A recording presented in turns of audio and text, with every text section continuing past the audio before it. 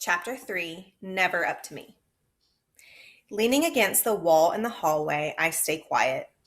Some little kids walk by, reminding me that I'm in sixth grade, the highest grade in this school. But I feel like a baby. Allie, do you have anything to say? Mrs. Silver asks. I'm afraid to open my mouth because sometimes things just come out that get me in more trouble. Finally, she suggests we go to her office. I sit in the principal's office, staring out the window, silent. I wonder what it would be like to be able to relax at school and not have to worry every second of every minute. I wish I had my sketchbook of impossible things. It's the only thing that makes me feel like I'm not a waste of space. I like to watch the pictures in my head become real in my book.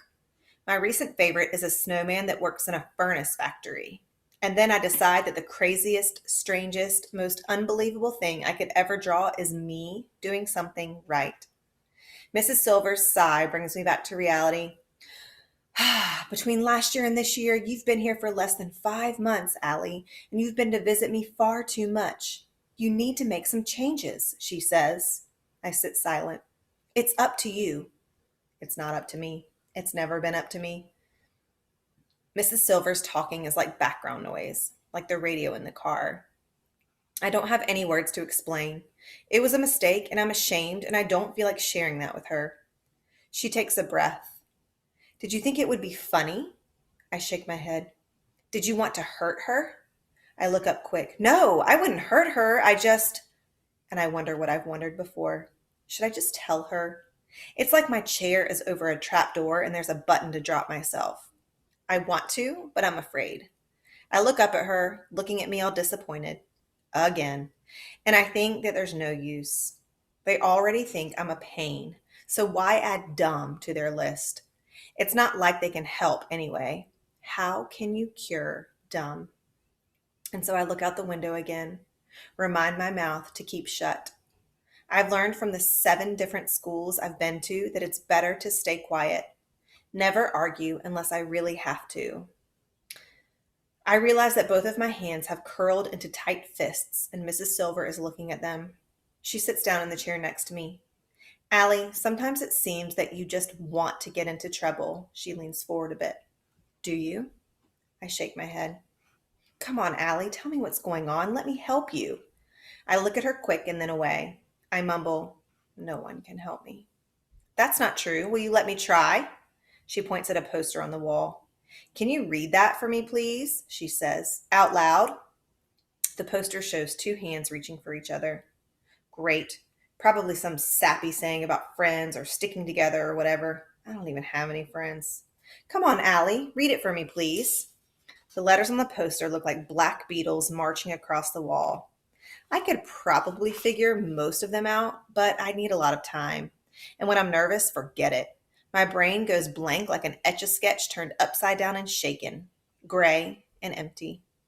Well, what does it say? She asks again.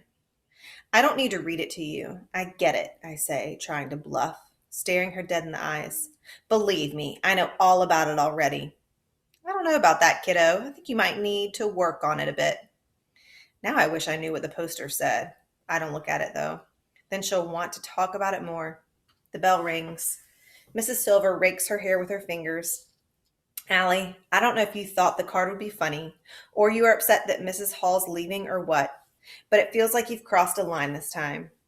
I imagine myself crossing the finish line, my body breaking the bright red ribbon, the crowd cheering as confetti spins through the air, but I know this is not what she means. As of Monday, your new teacher will be Mr. Daniels. Let's try to avoid any negative consequences, okay? I think about how me avoiding consequences would be like the rain avoiding the sky. She waves me out, and as I stand, I look at that poster again. I wish I knew what it was I should learn because I know that I should know a lot more than I do. She sighs as I leave her office, and I know she's tired of me. Even I'm tired of me. As I run from the office, the hallways are filling with kids. I head back to my classroom to apologize to Mrs. Hall before the buses leave. I run up behind her, tap her on the shoulder. When she turns and looks at me, her face goes sad before straightening out. I stand there thinking how sorry I am, hoping she doesn't think I'd wish anything bad on her baby. But I can't find the words. My mind does the Etch-a-Sketch thing. Blank. What is it, Allie? She finally asks. She puts her hands on her big belly like she needs to protect it.